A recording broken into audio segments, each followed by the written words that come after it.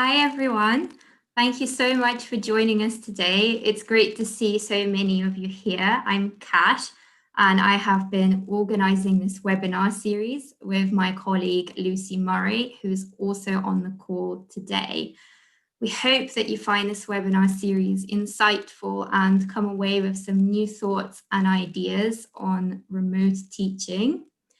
To kick off, we'll be having Charlotte Steele. Charlotte is an instructional designer at the content team in New Zealand here at ADI. Charlotte will be talking to you about how lesson design can help increase student engagement and accessibility for different learning requirements. Her session is pre-recorded due to the time difference. However, you are most welcome to ask any questions using the live Q&A chat bar at the bottom of your Zoom screen, and that will be answered by live panelists as we go along. And at the end, there will be the opportunity to unmute yourself and ask questions verbally in a question and answer workshop led by Brandon Calderon. Brandon is our education product manager. He has teaching experience at tertiary and secondary levels, and he is published in the Journal for Undergraduate Neuroscience Education, so he'll be very well placed to answer any questions that you have. Brandon, do you want to say a few words to introduce yourself before I start? Hi, Kat, thank you. No, I think you covered it pretty well. I'll do my best to field any questions that anybody has and rely on the experience and insights that I've got from a whole community of people around me, including ADI staff. All right, thank you. So just before I go ahead and share my screen, just to note, the session is being recorded and live streamed to YouTube. So just bear that in mind.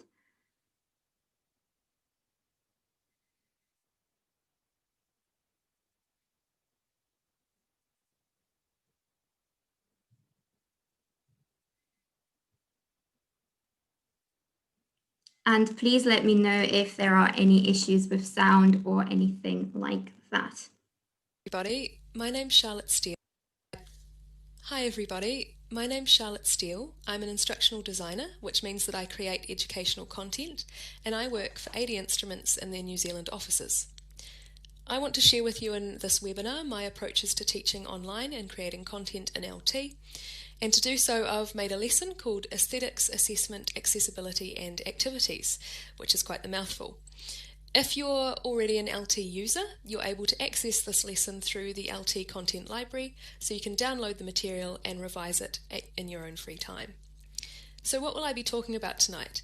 First, I want to talk about aesthetics, so how you can design great lessons from scratch or simply rework your existing material to have more impact. LT already leverages a number of design elements in its user interface, but it's worth knowing about some other techniques that might be useful to you. So we'll think about typography, hierarchy, alignment, consistency, and images. Next, we'll think about assessment. How are your learners assessed, and can your methods be improved? In looking at this, we'll think about Bloom's taxonomy and how that can be used to scaffold your course and grade your questions. Next, we'll think about accessibility. How are people with disabilities able to access your content? We'll explore some ways to improve lesson accessibility online. And finally, we'll think about activities, especially inquiring about inquiry-based learning. So how can we incorporate elements of inquiry which require students to go off and explore the material on their own without losing control of the material entirely, especially in online contexts? So, first of all, we're going to be thinking about design elements. So we're thinking about typography. So typography can be defined as the style, arrangement, or appearance of text. So LT offers a single typeface, which is great because it reduces visual clutter and it enforces consistency, which is another important graphic design principle. So the typeface that LT offers can be bold, italics, subscript, superscript, or a special quotation formatting. LT also offers 3 heading sizes, H1 as the largest, H2 and then H3 as the smallest. It's worth noting that you can actually take some of these applications, for instance subscript and superscript, and apply them to the heading fonts. So you can get a heading font that is even smaller than H3 by applying subscript to font that is in H3. Below, I've laid out some contrasting examples for you so that you can see how typography concepts can be applied, for better or worse. So we have a bad example over on this side, and then I have a better example on this side. This lesson is used so that educators can move through and assess the material and then answer questions, but for the purposes of this tutorial, I'm just going to go ahead and check the answer here. So you'll see that bold in the better example is used sparingly for emphasis. We have a nice visual hierarchy in terms of typography, so we have the bold at the top and then we have the non-bold text following on. In the bad example, we have bold text and then we have a heading font and then we have italics. So you can see that that is just visually confusing, and the eye would probably look at the subheading first before looking at the heading and then looking at the body text, which is not what you want for a cohesive learning experience. You'll see that in the good example, words within a sentence are evenly spaced, related sentences are grouped, the body text is easy to read, and that there's a single heading for the chunk of text, which is not eclipsed by the subsequent use of title fonts that we see here. So italics, when used in this bulk manner, when italics are applied to an entire paragraph, that can make reading quite difficult for the students. The text that is just normal without the italic font is much easier to understand.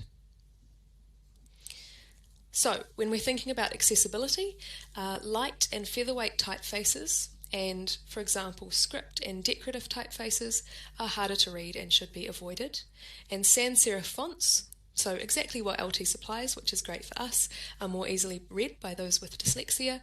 And underlined and italic typefaces can be difficult to read and should be avoided. So that's exactly what we saw in this bad example here. Bold can be used for emphasis, so if you want to, for instance, highlight the fact that signals are travelling directly to the skeletal muscles, you would be able to bold this term here for emphasis, and that wouldn't detract from the learning experience. You should also, if you can, try to avoid writing in all capitals or in small caps. Now, as this is a lesson that you can work through in LT, I have some bad examples, and educators can spend a couple of minutes working through the page, picking out errors, and then identifying how you would correct them to enhance clarity and interest.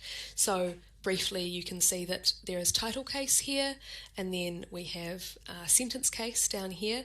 We have italics as the body font, we have bold as the body font, we have italics as the image caption.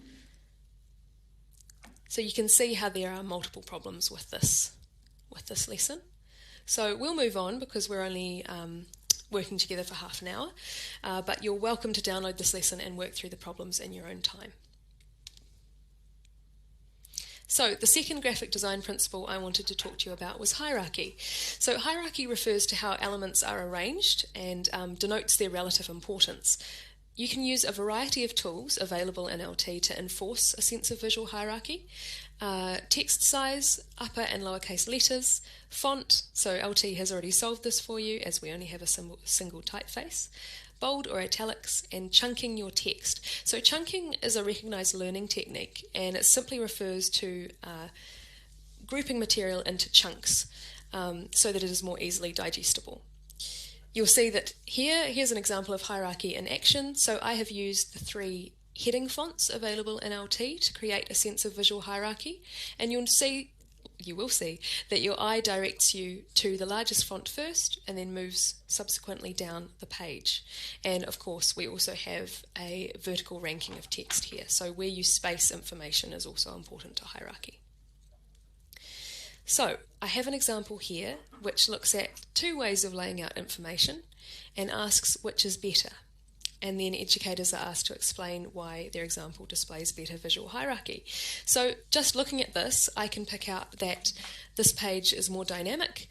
We have darker colours at the top and we have larger panels that immediately draw the eye. So if I were to look at this page, I would first look at the darkest area, I'd move down as the colour changes, and I'd be looking at these larger panels on the left first, and then moving across the page, and then finally down to the area of lowest emphasis. Whereas on this page, everything is uniform, and there's no place for my eye to settle. I'm not being told where the most important information is. So we'll just check my answer here and see what the lesson has to say.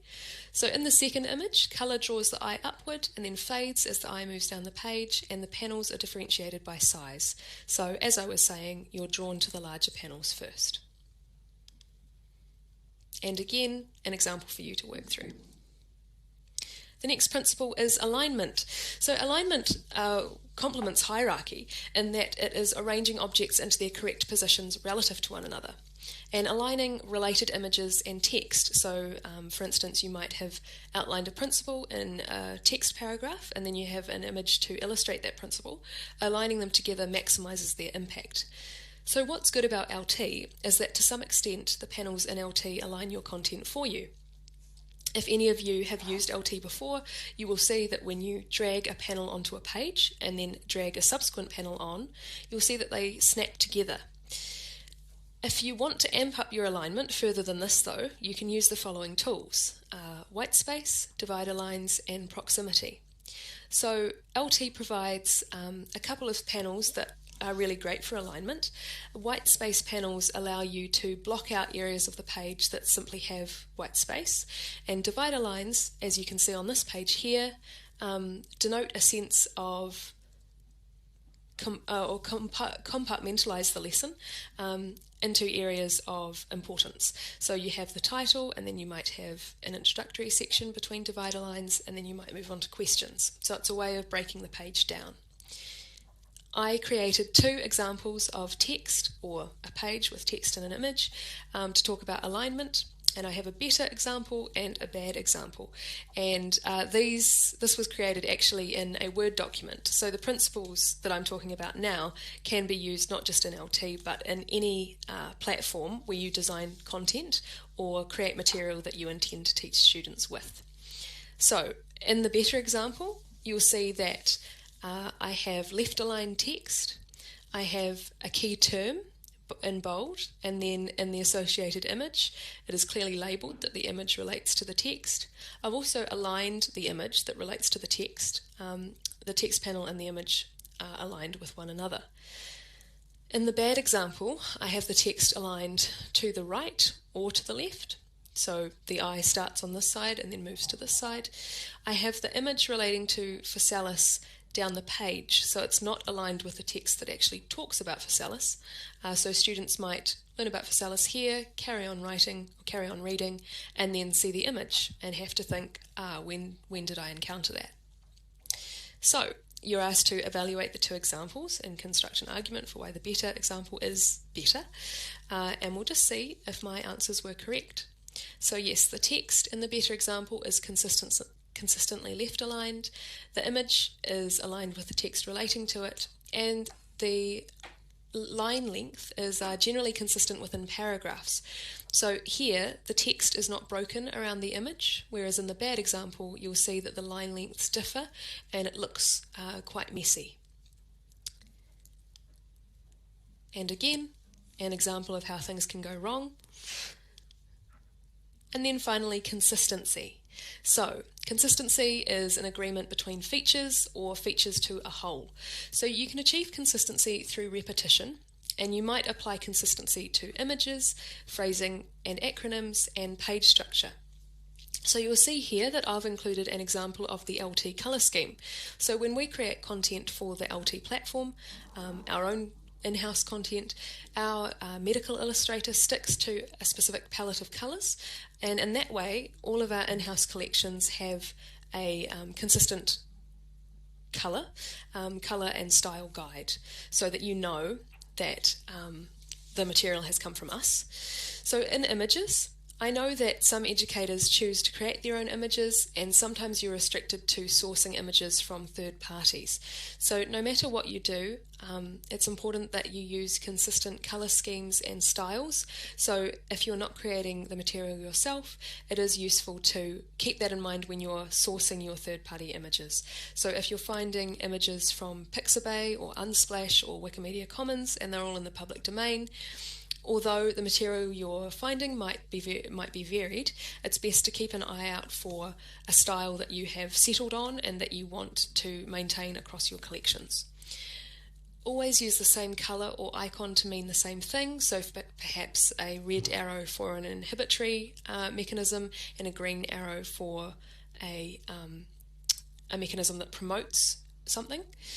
And use a consistent labelling style where you can. So if you're applying labels to images, always try to use the same font, the same size, and the same weight of label lines. Phrasing and acronyms. If you're thinking about your students, some students may not have English as a first language, or if you're teaching in another language, that language might not be their first language. So always avoid or clearly define idioms. So these are sayings that might not be easily understandable by a student whose first language isn't English, like once in a blue moon. And avoid muddling acronyms. So, for instance, you might be referring to the peripheral nervous system as the PNS. Don't suddenly start talking about a privacy notice statement, although that would make an interesting class. And then when we come to page structure, you could consider using templates and structuring your pages in a similar way. So always using the same format, for instance H1 for a title, subheadings, perhaps H2 or H3, and the location of repeated buttons or text. So the content team at 80 Instruments, when we start a new collection, for instance the biology collection, which we released earlier this year, we always start with a lesson template and we apply that template across all of the lessons in the collection. I've provided an image here and I ask people to design a better version of this image using the principles you've learnt so far. So you can either sketch it and upload it, or you can just think it through or annotate. So when we look, I've actually supplied an answer here. So if we look at the answer,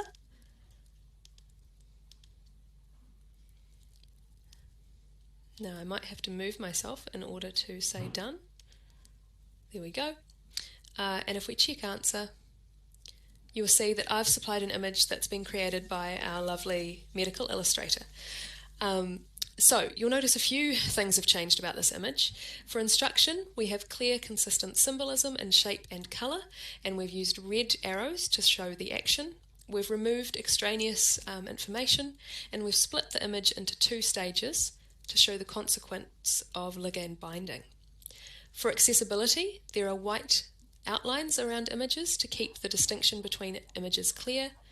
Shape and size give cues in addition to colour. So if you're thinking about colourblind students, you always want to provide two indicators to the student of, or shall we say, characteristics to a student that allows them to identify the object. So you wouldn't just say the blue object, you might say the blue hexagonal object.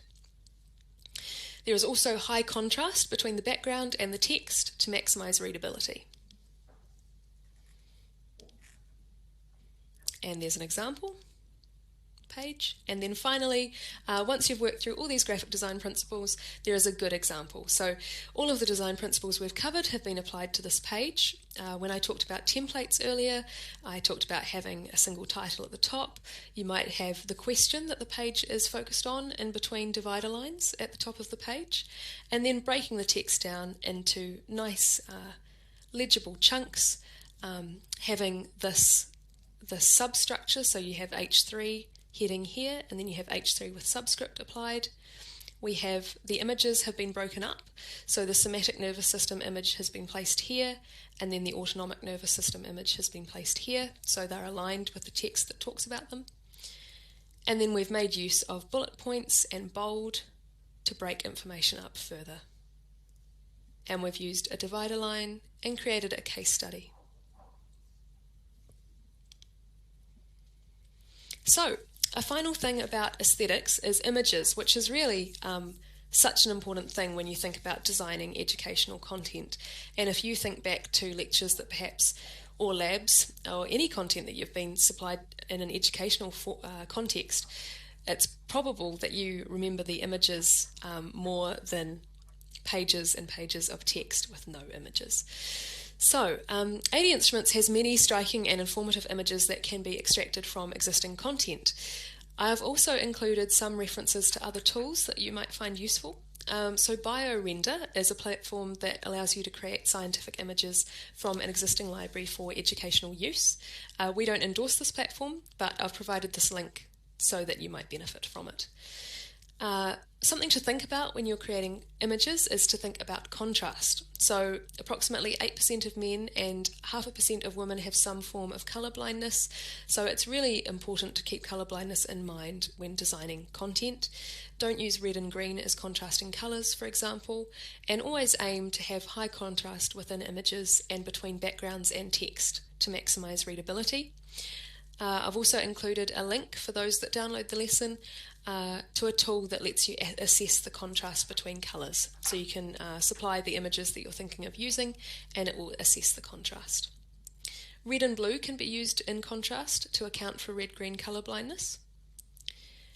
And then when we think about balance, beyond balancing images and text with each other on the page, you can also think about applying balance within individual images.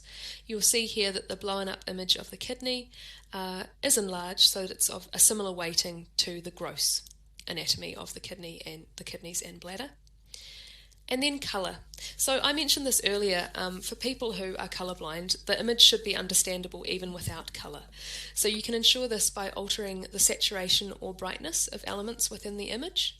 So this is one of our in-house images. You'll see that in the image of the retina, the background is muted and the elements of interest, which are the cells, are more saturated. So that means that even without colour, the background will lean towards white and grey and the cells will be different gradations of black.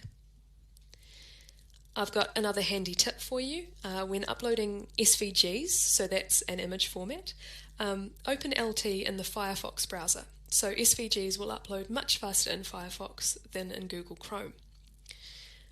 I've included some links to additional resources. So image and video resources include Pixabay, Pexels, Unsplash, and a few other platforms.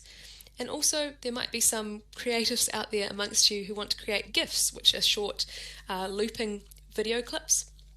So I've supplied some links to Giphy and Screen to GIF and a link to an overall graphic design resource if you're interested in further amping up the design of your lessons. Notes on accessibility. Rainbows signal order to viewers. So if you're making a flowchart, a timeline, an order diagram, you could try arranging material in that flowchart with different colours or using gradations of a single colour, and always use a secondary method of identification like texture. Think about whether the image is instructional without colour, and also consider writing descriptive captions for images. So if one of your students is using a screen reader to move through the lesson, the screen reader will be able to read out that caption and students will have a better idea of what the images on the page are. Now, we'll talk about Bloom's taxonomy. So we've moved into the assessment phase of the talk. Bloom's taxonomy is a framework, if you haven't heard of it, for classifying learning objectives according to the knowledge and skills required. So Bloom came up with this taxonomy or hierarchy of levels. So there are 6 levels and they are a way of classifying learning outcomes, and in recent years they've also been used to classify individual assessment items or questions. So there are 6 levels: remember, understand, apply, analyse, evaluate and create. So each level assesses a different cognitive skill. And you'll see that it's a pyramid, so it's hierarchical. We move from the more basic skills, remembering and understanding, through applying and analysing, and then moving to evaluate and create. So not only can we use these levels to classify learning outcomes, we can also, when we write questions, think about what level we're testing with that question. So a simple remember test item might be to identify an element in an equation or remember a key principle, whereas if we move to the other end of the spectrum, create, you might ask a student to design an experiment based on a research question, or to propose a hypothesis. So I have given you the option here to assess your own material, or to assess some of the questions that were on the pages earlier on in this lesson. So looking at these, we can see what the scores are. So when we think about Bloom's taxonomy, something that's really helpful about Bloom's taxonomy is that each level has a verb or an action word, or a range of verbs associated with it. So once you know what these verbs are, it makes it quite easy to identify the level at which a question is targeted or a learning outcome is targeted. So if a Bloom's verb is identify, students have to remember a fact about motor neurons and identify that fact. Then they test the first level of Bloom's, which is remember. If they have to explain and they haven't been told the explanation explicitly, then it's the second level of Bloom's, understand. And if they're asked to diagnose, this might test the fourth level of Bloom's, analyze. So I've provided a page here looking at a revised Bloom's taxonomy. So there's a quick summary of what each level assesses, and then additional action words. So when I mentioned before that you can use a verb to sort of signpost what level a question or a learning outcome is aimed at, this is a really helpful resource because you can use this to build your questions. So if you have a concept that you're not sure about and you're thinking, how do I write a question on this? Sometimes thinking about the cognitive skill level that you want to test the students on, and then referring to a table like this where you can identify a verb, really helps in starting to construct that question. And then at the bottom we have some examples with a concept, so for instance the symptoms of a cold, and how you can apply different levels of Bloom's to questions. So you get a range of 5 questions on the first 5 levels of Bloom's. And it's worth noting that for creating, or the synthesis level, it's very hard to create multiple choice questions for this level because students merely have to identify given items, so it's better to use a different question type for this level of synthesis. The benefits of Bloom's are that it's hierarchical. Higher order skills build on lower order skills. Once you're able to categorize learning objectives and questions, you can arrange them in a logical sequence. And you may want students, you may want to begin a lesson with the bulk of the questions focusing on the more basic levels, so remember and understand, before building up through apply and analyze, and then consolidating the students' knowledge with evaluate and create. Another helpful tip is metacognition. So metacognition is an understanding of how you learn or think. So you can combine metacognition and Bloom's taxonomy. If students know how to categorize a question or learning outcome according to Bloom's, if they have a good knowledge of the verbs associated with each level and what each level tests, then they can identify what levels of Bloom's they struggle with and target their study accordingly. And by understanding how they learn, they can apply that understanding to an array of subjects. You can ask questions of students, perhaps at the start of a lesson saying, what do you know about this topic? At the end, what did you learn about this topic? What was the most important concept? What would you use in the future? And that gets students to think about their thinking and what they have learned. When we think about accessibility, in general, information should be multimodal, so presented in a variety of ways. This makes it more accessible. The language and panel order should be laid out in a way that is easily read by screen readers, and that's where alignment and hierarchy come into play. And if you are supplying videos to students, please try always to supply captions. Avoid directional instructions like look at the image on the right, and links should be descriptive. So don't simply say click here, say the guidelines for etc. Or these are the guidelines, and have the link on the word guidelines.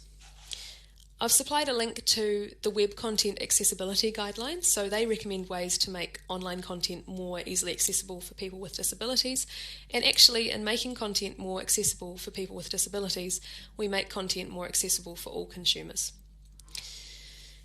And in some subjects you use graphs a lot. So graphs There are ways of making graphs more accessible, for instance, providing a text description of that graph. Before I talked about providing two identifying characteristics for an object. This applies to graphs as well. So if you're referring to a trace, you might say, please look at the dotted green line versus the solid blue line. And that means that colourblind people are more easily able to identify which line is which. You can also change the level of saturation or brightness for the lines. That's another way of differentiating between them. Always use clear, consistent symbolism in shape and colour. And our in-house 80 Instrument Style Guide recommends that you use tick marks, seen here, these little horizontal lines, on the horizontal axis, and that means that it's more easy to see what sort of value is lying on the x-axis when you're looking at the trace, and keeping text vertical or horizontal, so avoiding angled labels. And in the interest of time, we will just look at the changes that have been made in the better example. So we've created a clear delineation between axis and trace, you'll see here. Two different brushes were used to delineate the traces, blue and green. And the key and axes were merged. You'll see here that the axes were labelled here, and then we had a key. So in the better example, they've been merged. And for accessibility, we've created grayscale axes with coloured traces, and then colour and style have been used to differentiate them. The stimulus was clearly marked here with a large arrow that is also orange. And both graphs, and there's a consistent labelling style with larger text, which is very important. What's good to note is that both of these graphs should be accompanied by a text description of what they show. And finally, we're thinking about activities, so inquiry-based learning, a form of active learning. So active learning involves students doing things and thinking about what they're doing and getting involved in the process of discovery, engaging students in higher order thinking tasks, which we talked about before with Bloom's taxonomy, so analysis, synthesis and evaluation. So I've asked educators here to define what they think IBL is. So it's worth going away from here and thinking about how do you define inquiry-based learning. It is quite a controversial subject. Different people have different definitions of it, but some definitions include that scientific inquiry is interpreted as doing authentic scientific work or exploring the nature of science. It's a student-centered constructivist model, so students build their knowledge of a problem or an issue, and they develop transferable skills and attitudes.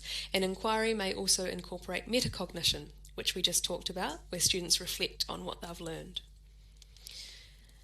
So, the elements of inquiry model looks at inquiry on a sliding scale. So you're moving from, if you're thinking about a practical laboratory activity, you're moving from a traditional lab where only the data collection and the analysis are done by the student. It's quite a cookbook scenario, versus an inquiry lab where the level of inquiry differs based on how much control the student exercises. So they might come up with a research question, they might outline the methods themselves, they might decide on the statistical analysis and how they interpret the data, and they might decide on how they present that data. So it's up to you as the educator to decide how much is enough. So if your curriculum is packed, you might not want to incorporate or invest a whole lot of time and effort to convert to inquiry-based learning, or spend a lot of time on students who have gone off track in their investigations. And that's especially true with students when you're teaching online. If you don't have everybody in one room together, it can be harder to help students or identify when they're going off track and bring them back into the fold, so to speak. So instead, you could scaffold higher order learning and small bits of inquiry-based learning into your existing curriculum. So I've provided a couple of examples here that you might like to incorporate into your lessons. So you could provide students with a data set and then ask them to interpret that set to draw conclusions. What we've done in a lab, we've asked students to explain a finding to different stakeholders. So for instance, you might ask them to summarise their research in a tweet. Also, when you have students in small groups, it's very useful to pool the data to get a wider data set. So what you might do is supply the students with class-wide pooled data. You might also ask them to review their peers' work to promote teamwork and constructive criticism, and prepare them for the workplace, or write lab reports and give talks and seminars.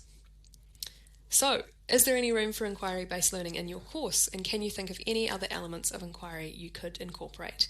Alternatively, are there any reasons why inquiry just won't work for you? I'm going to leave you with that question. I understand that my colleague Brandon Calderon is going to be here to answer live questions. I hope that you've taken something away from this webinar, and I've really enjoyed sharing my knowledge with you. Thank you very much. Bye. Hi.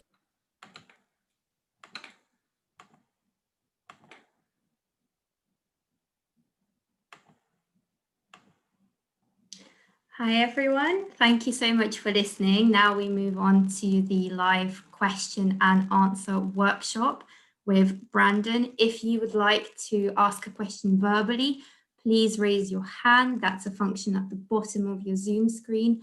We will unmute you and you can ask your question. And otherwise, I now hand over to Brandon.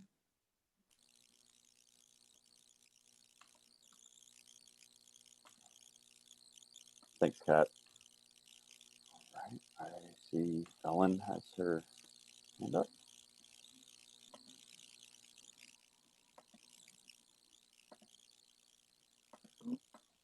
I can only ask to unmute. Kat, are you able to unmute? I'm just pressing ask to allow to talk, ask to unmute. So I've pressed the button ask to unmute. Is that worked? Doesn't appear. Yeah, all I see is ask to unmute, but it doesn't do anything for me. Do you want to try and type that question out into the Q&A and then we can answer it live while we try and figure out what the problem is?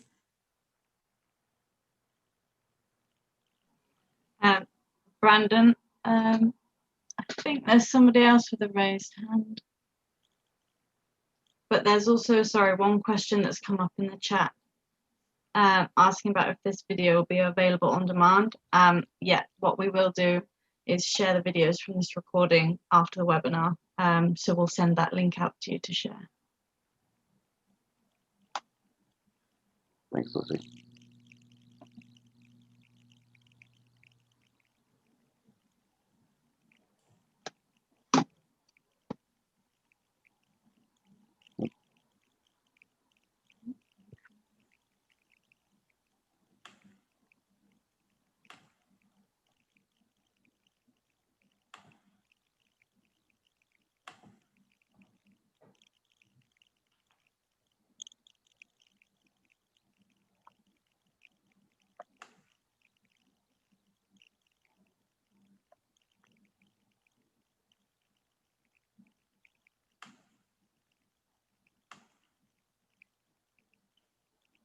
Are there any frequently asked questions that we can go through in the meantime?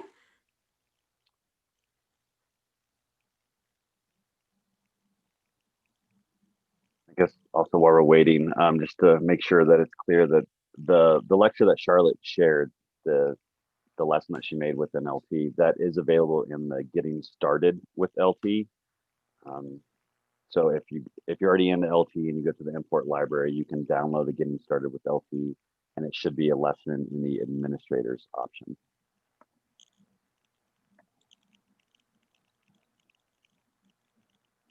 So yes, Amy, that should answer your question. If you're an LT, you'll be able to view those. Otherwise, the only way to view it would be through the video that will be sent out.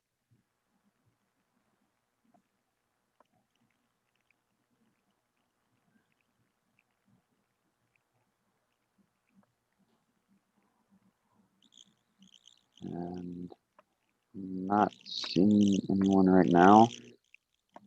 I was going to just briefly mention that I think Charlotte did a great job on accessibility, and we know with WCAG 2.1, there's a lot of accessibility concerns. Everyone's going remote. We have to meet certain standards, and it's good to know that at LT, as we're consistently improving on our accessibility, we've actually just pushed out a new update, if you didn't see it, where keyboard navigation within LT and tabability through the lessons has been incorporated, so that helps us get really close to that compliance with WCAG. We're also going to be working on alt tagging and making sure that those image contrast ratios are the 3:1 for large text or 4:1 for typical text.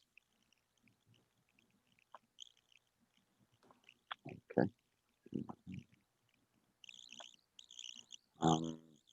The last thing I guess if anyone has anything, but that I would like to mention is accessibility is extremely important, as is engagement. We're in an online community. It can be hard to get engagement from students, and some of the tips that we've seen, especially with the Human Anatomy and Physiology Society and how they're trying to increase student engagement, is one of the biggest take homes is making the learning relevant to the students' everyday life. Making sure that you can bring in vignettes or small activities that allow students to apply their conceptual understanding of content and how they can see it being evidenced in their everyday today life. It will reinforce that content, but also allows them to see how it really ties in to themselves, and that creates relevancy, which hooks them more into that content. Another one was being present. So this adds an extra demand on educators, and I understand you guys are already incredibly time poor right now with extreme demands, but little things like incorporating videos of yourself talking or trying to explain on a concept a little bit further outside of the digital text or the digital activity that was presented really does go a long way for students. Educators that invest that time reap the benefits tenfold.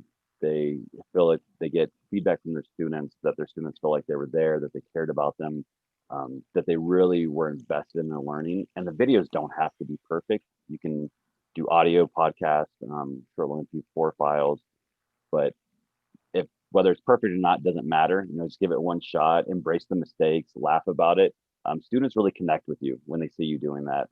They're making mistakes all the time, so don't get too hung up on the production quality type video or audio.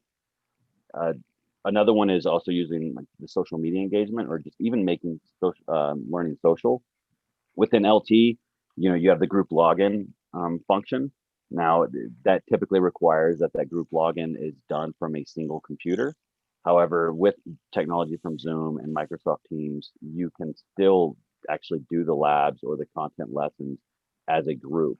And that's by forming meetings with the students, giving them the self-efficacy to organize their own meetings at their own schedules and work together. And then if your school allows it, you can use the remote control function that's present in Teams and Zoom and allow students to be able to sign into labs based off their own computer. That way they don't have to share their private information.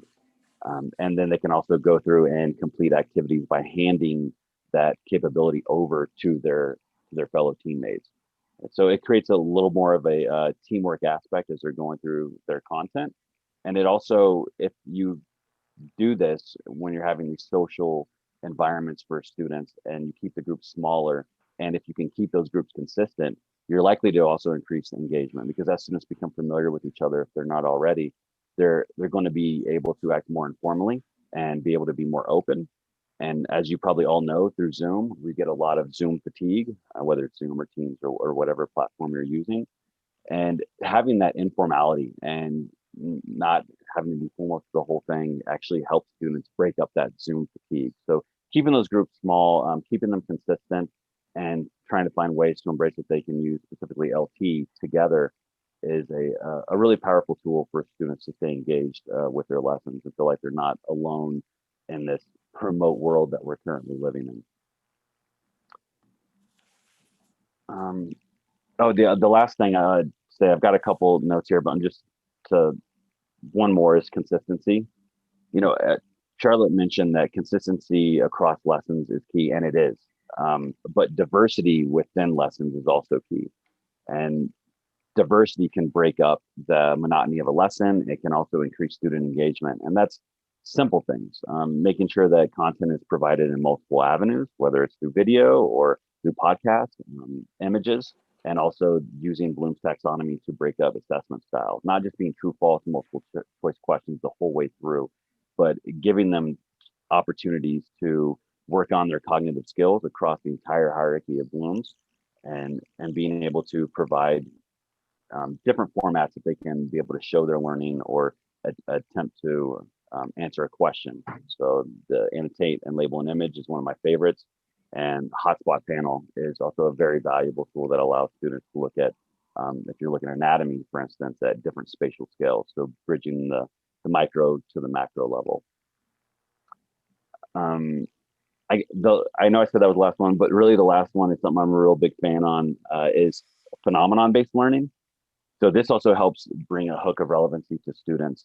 Phenomenon-based learning is providing that introductory icebreaker, but it's more than an icebreaker. It's if you have a concept that you're really trying to get across in a lesson, a really good way to hook students and get them engaged with that is show a real world phenomenon that is demonstrating that concept that they're going to be learning about.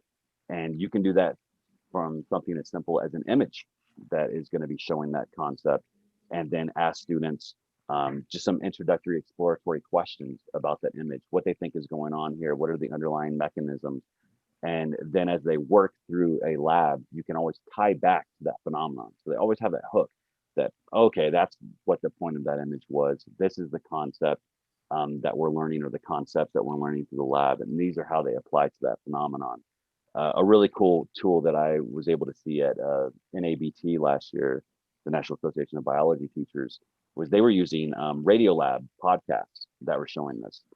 So they were talking about animal behavior, and they had a podcast that was talking about the leopard seal, and the leopard seal you guys are all very familiar with, that tried to feed a diver, and it just kept throwing fish penguins into the diver's face, and no one understood, at the time, what was going on here. And it was just a really, really cool phenomenon that was hard to explain by even most behavioral scientists at the time, and still today.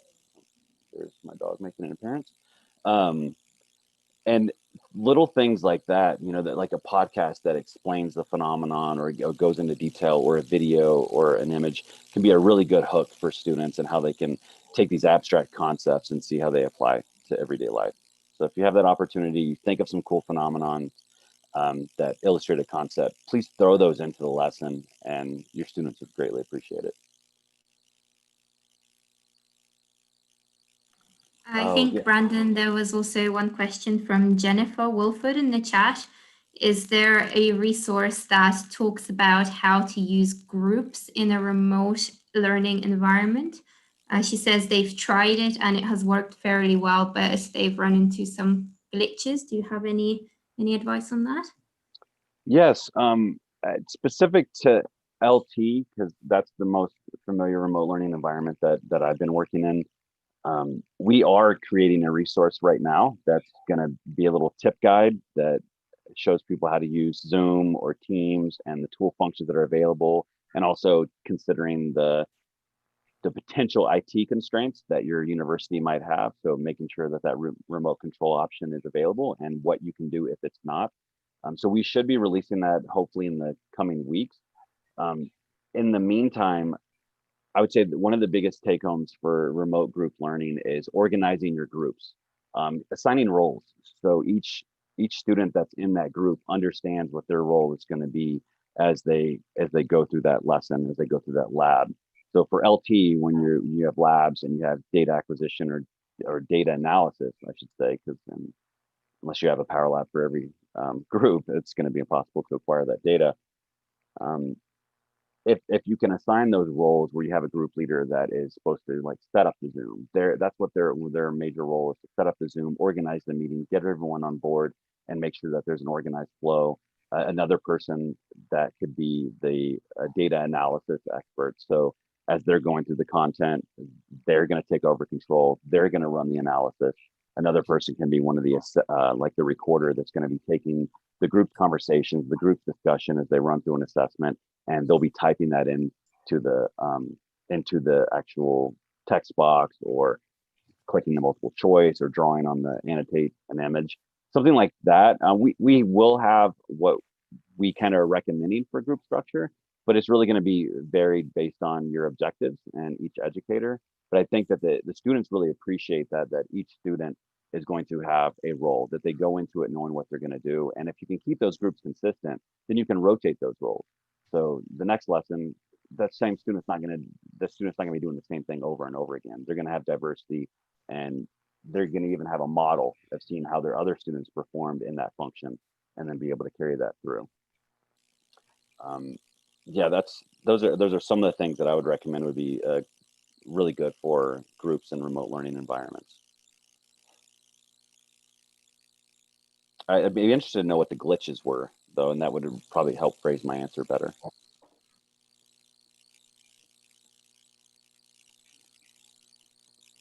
Can you hear me, Brandon?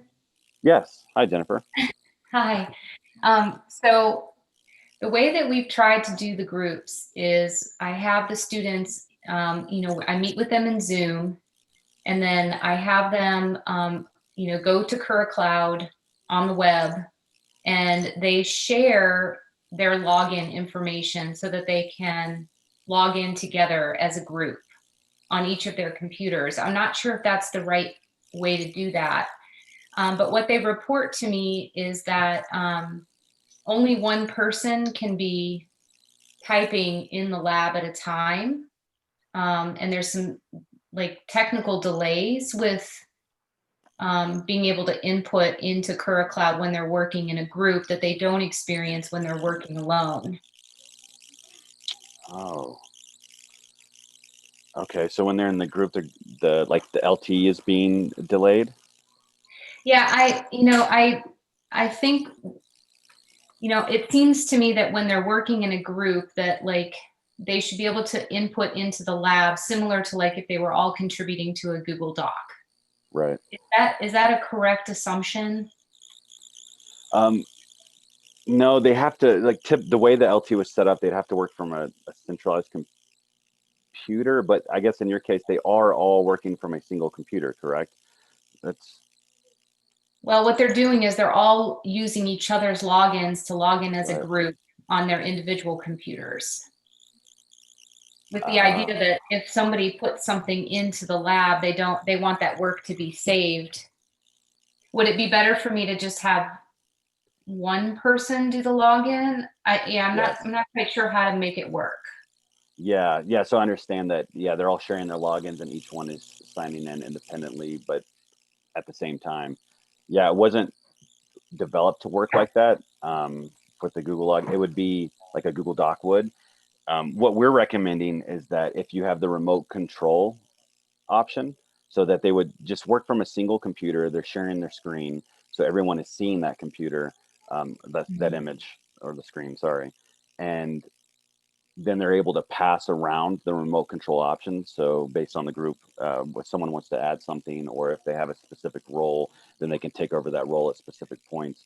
But yeah, unfortunately, it's not set up to where you can have 4 people on 4 different computers, but they're all using the same login to have live edits going on in LT that they're able to see. It won't do that. Okay. So where do you access this remote control option? Yes, I will. So Zoom has here. Maybe I can. In Zoom? Yeah, is that what you're using? Is Zoom? Yeah, I use Zoom. Okay, I am going to put in the chat the Zoom reference that we use. Here, let me make sure I share that with everyone. So that right there will show you how you can request or give remote control within Zoom. Okay. That's helpful. Thank you. Yeah, no problem. Yeah, and hopefully as we advance within LT, that that live collaboration feature that we're seeing is really important, especially in COVID, but I think is going to continue on into the future. I mean, hopefully COVID doesn't continue on, but the remote learning, the tools, and the online collaboration, we want to keep building towards that. And so hopefully, what you're talking about with Google Doc and having live edits, I can't guarantee anything. It's not within our backlog, but would be very helpful. In the meantime, the remote control will provide a workaround. All right, I think that's our time up. Thank you so much, Brandon. That was really great. And thank you again for everyone who joined us today. Really great to see all of you. Be sure to join in next week. It will be our featured talk from Dr. James Clark.